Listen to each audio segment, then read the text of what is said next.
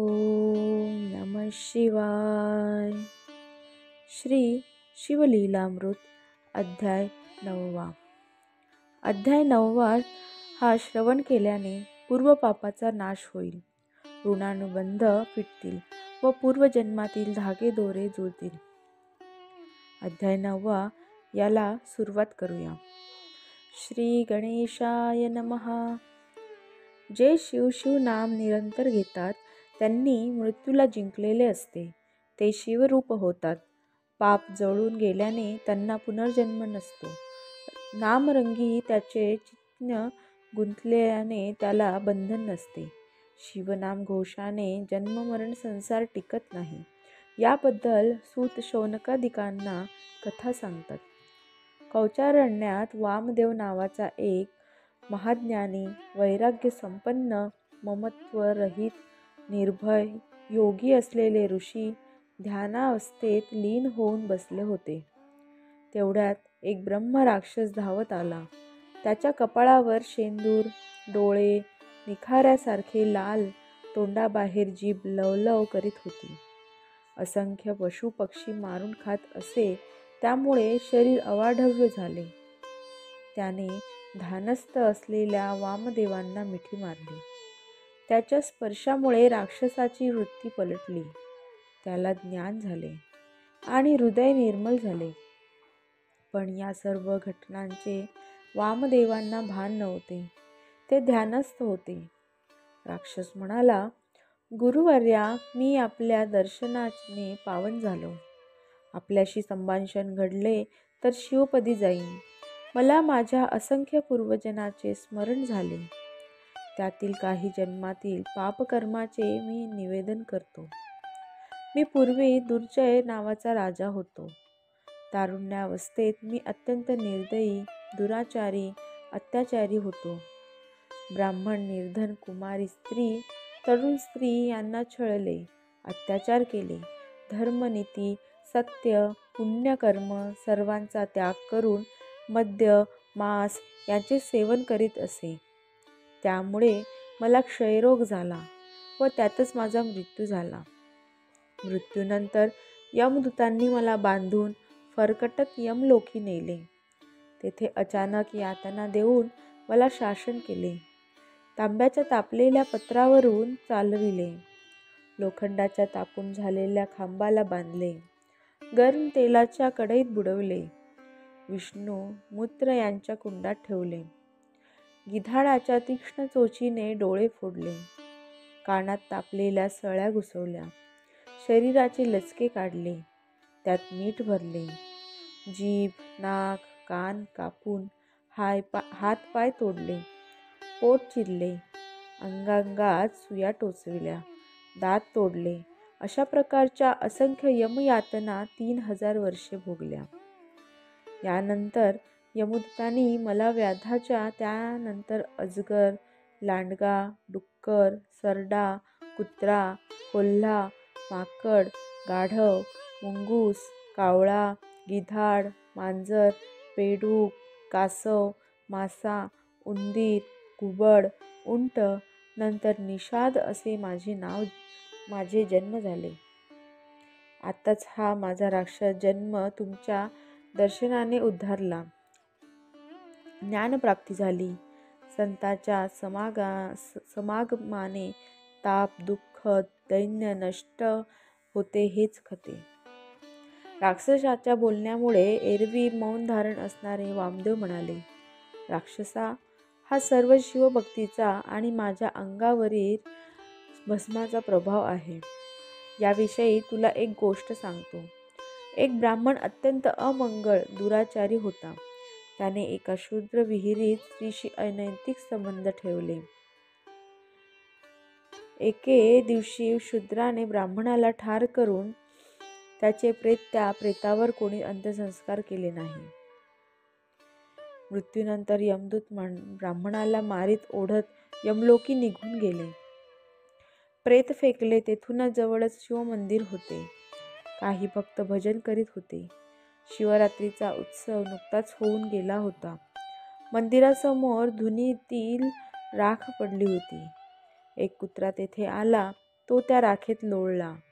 जरा वेळाने उठून ब्राह्मणाचे प्रेत पडले होते तेथे गेला.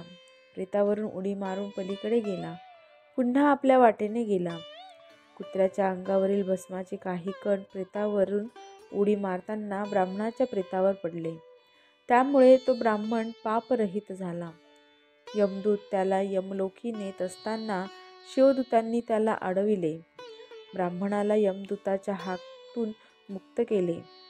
आदराने विमानात बसविले आणि शिवलोकी घेऊन गेले. यानंतर शिवभस्माचा महिमा आहे. याप्रमाणे शिवभस्माचा महिमा आहे. तेच भस्म माझ्या अंगाला लेपन केलेले असल्याने त्या स्पर्शाने तुझी काया पवित्र झाली.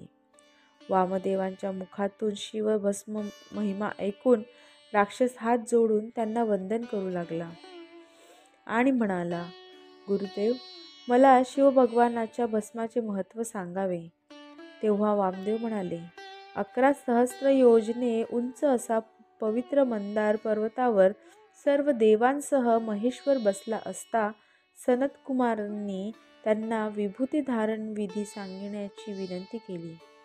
त्यावेळी तेथे यक्ष, गंधर्व, किन्नर, चारण, पिशाच, गुह्यक, मरुद्गण, पितृगण, 11 रुद्र, 12 आदित्य, 8 वसु, 8 भैरव, 8 दिग्पाल, असंख्य ऋषीगण, बालखिल्य नावाचे ब्रह्मदेवाचे मानसपुत्र, पाताळातील नाग, विष्णू, ब्रह्मदेव, इंद्र, गणेश, वीरभक्त, शंकराचे 60 कोटी गण आणि नंदी सर्वजण होते.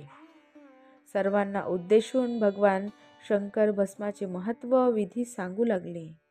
मातीचे कण नाहीत असे गायीचे शेण घेऊन ते वाळवावे. वाळवल्यानंतर ते जाळावे. त्या भस्मावर शिवगायत्री म्हणून पवित्र करावे. असेच उत्तम भस्म प्रथम अंगठ्याने कपाळावर ऊर्ध्व लावावे. मस्तकाभोवती लावावे. करंगळी आणि तर्जनी यांचा उपयोग करून मधल्या 2 बोटांनी कपाळावर भस्म लावावे. अंगठ्याने मधली रेष काढावी. याला त्रिपुंड धारण म्हणतात. सर्वांनी भस्म लावावे. भस्म धारण केल्याने मद्यपान, ब्रह्महत्या, गोहत्या, अभक्ष, भक्षण इत्यादी महापापे नष्ट होतात. अशा प्रकारे वामदेव राक्षसाला भस्म महिमा सांगत असताना आकाशातून एक दिव्य विमान आले. त्यांनी राक्षसाला विमान बसविले. त्याला दिव्य देह प्राप्त झाला आणि विमान शिवलोकी गेले. शबर व सिंहकेतू राजाची कथा. सूत म्हणतात, पांचाल देशाचा सिंहकेतू नावाचा राजा मोठा पराक्रमी होता. तो एकदा आपल्याबरोबर पुष्कळ शबर सैन्य घेऊन अरण्यात शिकारीला गेला. त्यातील एक सैनिक जवळच असलेल्या शिवमंदिरात उत्सुकतेने गेला. मंदिरात त्याला शिवलिंग उन्मळून पडलेले दिसले. त्याने राजाला बोलावून ते शिवलिंग दाखविले. राजा शबराला म्हणाला, हे शिवलिंग उत्तम आहे. तू भाग्यवान आहेस म्हणून तुला हे सापडले. हे तू घरी घेऊन जा. मनात शुद्ध भाव श्रद्धा ठेवून याची पूजा कर. परंतु शबराला पूजाविधी माहीत नव्हती. म्हणून राजा म्हणाला, शिवपूजेला चिताभस्म आवश्यक आहे. चिताभस्म असल्याशिवाय नैवेद्य दाखवू नये. शबराने राजाला नमस्कार केला आणि ते शिवलिंग उचलून त्याने घरी नेले. पत्नीला सर्व वृत्तांत सांगितला. एका उत्तम सुमुहूर्तावर चिताभस्म आणून शंकराची मनोभावे श्रद्धेने पूजा करू लागले. त्याच्या श्रद्धेची परीक्षा पाहण्यासाठी भगवान शंकरांनी लीला केली. एके दिवशी शबराला पूजेसाठी चिताभस्म मिळाले नाही. तो सर्वत्र शोधून शोधून थकला. घरी आला. पत्नीला म्हणाला, खूप हिंडून सुद्धा चिताभस्म मिळाले नाही. काय करावे? आता पूजा कशी करावी? पतीच्या समस्येमुळे पत्नी चिंतित झाली. तिला तेवढ्यात एक उपाय सुचला. ती म्हणाली, मी स्वतःला जाळून घेते आणि माझ्या चितेचे भस्म लावून तुम्ही शंकराची पूजा करावी. शबर चकित झाला. तिला तो, असे करू नको, थांब. माझे एक असे म्हणेपर्यंत तिने स्नान केले, चिता तयार केली, शंकराचे ध्यान केले, दोन्ही हात जोडून अशी प्रदीप्त करून त्यात प्रवेश केला.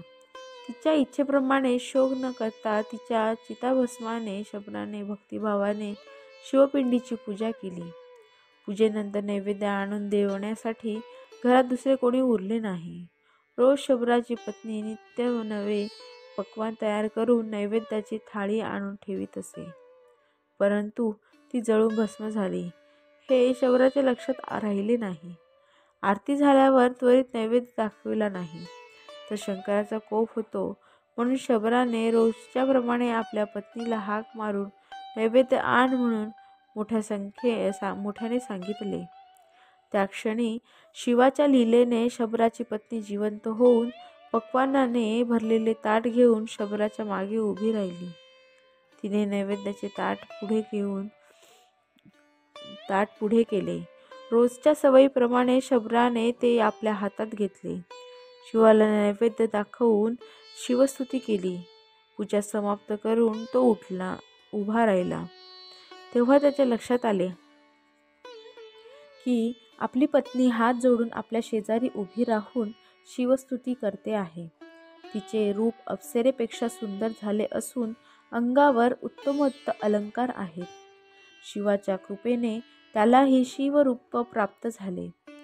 फक्त त्याचा गळा शंकरासारखा निळा नव्हता. तोच एक दिव्य विमान आले. त्या दोघांना विमानात बसवून शिवगणांनी त्यांना शिवलोकी नेले. हे नृसिंह केतू राजाला समजले तेव्हा त्याला आश्चर्य वाटले. पूजाविधी करायचे सांगितले. त्याने शुद्ध भावाने तसेच शिवपूजन केले आणि तो खरोखर कैलासाला गेला. धन्य तो शबर आणि धन्य त्याची भक्ती. मग राजाला तोच छंद लागला. तोही शिवपूजनचा करू लागला. तोही चित्राभस्म मात्र पूजेला घेत नसे, पण सोमवार, शिवरात्र, प्रदोष असे व्रत करू लागला. दानधर्म करू लागला. त्याच्या राज्यातील प्रजा सुखी झाली. शबराच्या घरातील ते शिवलिंग, ते घर शिवतीर्थ झाले. कालांतराने मुक्त होऊन शिवलोकी गेला. श्रीधराच्या वाणीची वक्लता, शिवलीलामृताचा मंडप, ब्रह्मानंदाचे जल सिंचन, तेथे भक्तीच्या छायेत शिवभक्त विसावतात, प्रेमरूपी द्राक्षे सेवन करतात. हे उमापते कैवल्यापदायका, तूच कृपा करून तुझी लीला पुढे मज करून वदवून घे. अध्याय 9 समाप्त. धन्यवाद.